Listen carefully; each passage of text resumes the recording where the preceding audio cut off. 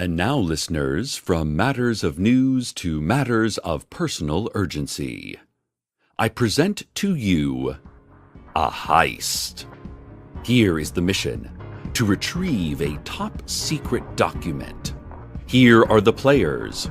Myself, of course, mindful speaker in the mindless night.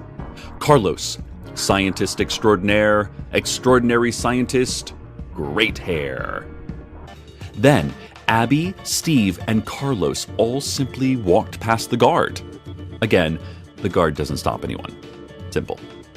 Abby used a series of mirrors and clip lights in the doorway to city council chambers to create the illusion of an empty hallway for the monstrous municipal members within, thus allowing the wonderful Carlos and the foolishly brave Steve to go down the stairs, carefully and without tripping. Those two, and those two alone, enter the basement. There, Carlos used a mathematical formula that he had arrived at scientifically to deduce the combination of the Great Vault door. Once inside, of course, Carlos would become instantly fascinated by the laser grid, determined to understand it, which is why it was Steve's important job to keep him focused and moving. They then put on harnesses which Janice had spent the last several weeks making from a home cat burglar kit she got as a prize in a box of Honey Nut Flakios, and which she had lined with bags of frozen peas to throw off the heat sensors. And that is where they are now, dear listeners, creeping ever closer to the registry of middle school crushes and to a triumphant end, to a triumphant plan. Nothing can... Oh no. Oh no. Somehow it seems that the city council has discovered the plan. I don't know how that could have happened. Steve and Carlos are still in the basement. They're still in danger. Still right behind the closed vault door. Where can they run? How can they hide? I will try to sort out what to do, and in the meantime, I must take you to the weather. We have returned, listeners, to a heist complete. This was not a heist of action at all. It was not a heist of diamond-tipped drills or advanced electronics. No. This was a heist of words, a heist of fiction. It was a heist of storytelling, and it was magnificent. For there was no hacking by Josie and her friends, no mirror held by Abby, no absurd mathematical formula devised by Carlos, and no Steve. Thank God, no Steve. There was none of that. Carlos, old woman Josie, Abby, and Steve are safe at home, having never left their beds in this warm, still night. Carlos was able to sleep through the sounds. He can sleep through anything. Alarm clocks, heavy construction, even that god-awful screeching the sunrise makes. But I was in and out of light sleep all night. Oh, Carlos bought a nice batik at Joann's recently. It's got, You don't know what batik is. I don't. He seems to be gone. Well, I have some feelings about how that conversation went. But Carlos always tells me never to be down on myself about honest mistakes, not even massively destructive, paradoxical mistakes. He's always saying that.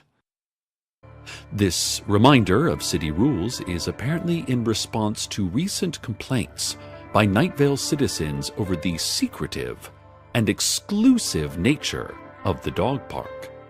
And these complaints are apparently in response to recent activity by certain community radio hosts and local scientists who surreptitiously used the dog park to go back and forth between Night Vale and a desert otherworld, and then announced said activity to everyone over the airwaves. Apparently.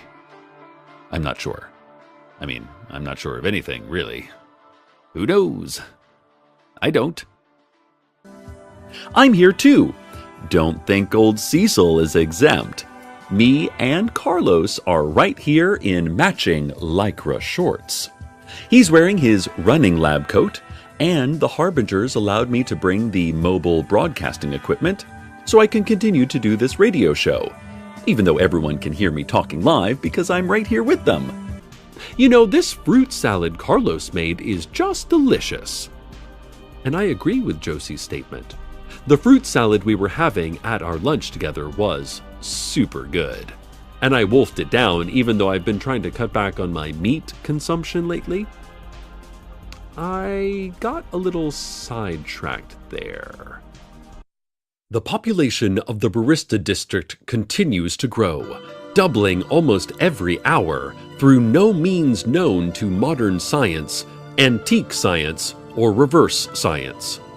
Carlos is working on a solution, but in the meantime, townspeople are overwhelmed and scared by the coffee options suddenly available to them. They are screaming and running away. Oh, Carlos is texting me. Okay. He says that he has a solution to this whole barista thing. Oh, hey, that's quite clever.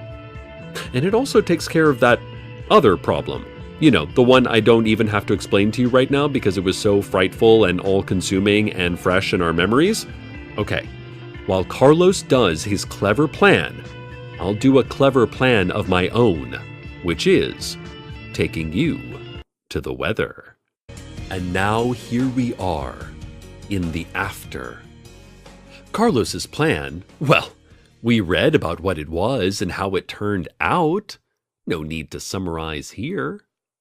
What do we do after such huge events have transpired? After the ones in danger no longer are? Meaning either that they no longer are in danger or that, in an existential sense, they just no longer are.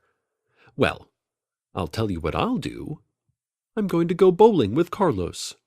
League night is tonight, and we've gotten the team back together with old woman Josie. Of course, she can use her left hand again now that this affair we've been talking about is all over, so our scores should be up. Carlos's lab, where he is also finishing up his work.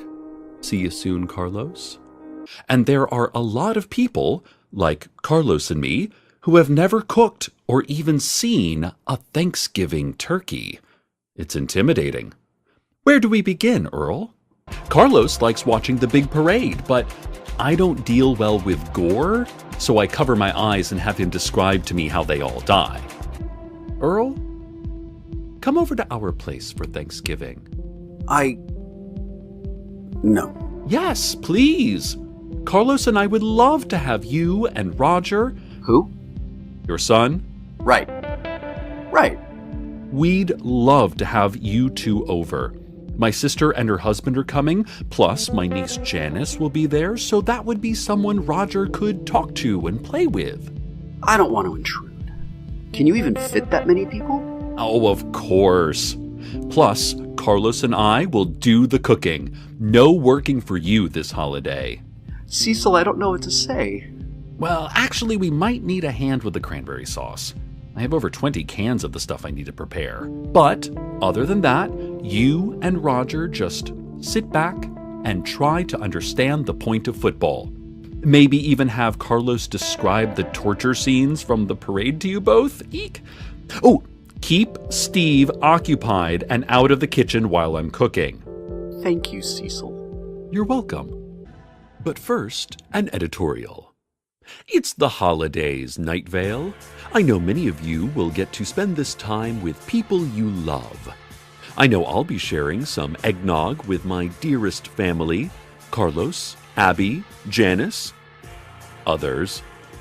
And then I said, Monica, would you like me to, question the world government, or be more anti-war, or talk more like a political dissident or something, just to make your day a little more exciting?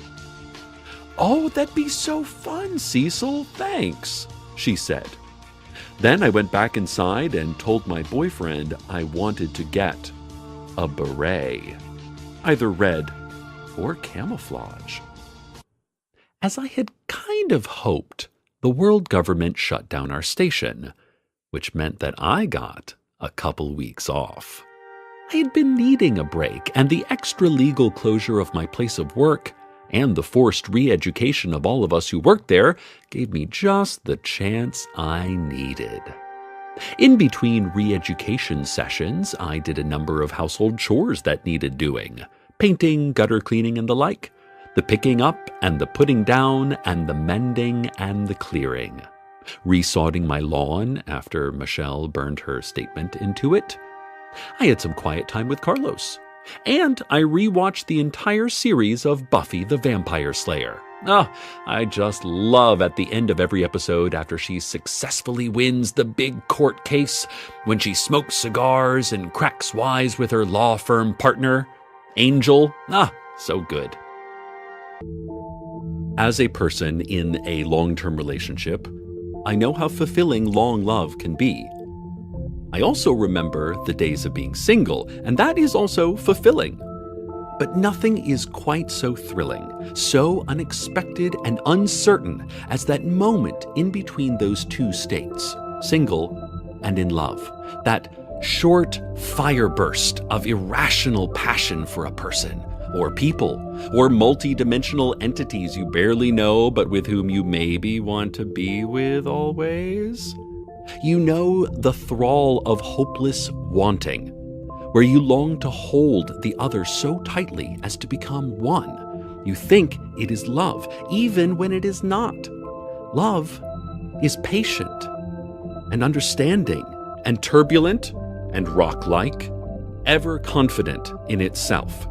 But this early infatuation, these addictions to a new other, are some of life's most fragile and ecstatic moments. Well, I'm so happy for city council and station management. They make a cute couple. Fortunately for me, Carlos tends to do our shopping, since I personally have a little trouble with auctions due to some traumatic experiences in my past. I mean, I know that, as the saying goes, past performance is not a predictor of future results, but still, I think I'll sit these auctions out. Hey there, Cecil. What are you doing Saturday night at, say, 8 p.m.? Would you be interested in an opera and drinks after? Signed, Lonely Boy in the Laboratory. Hey there, Lonely Boy. Yes, I would very much like an opera and whatever else after.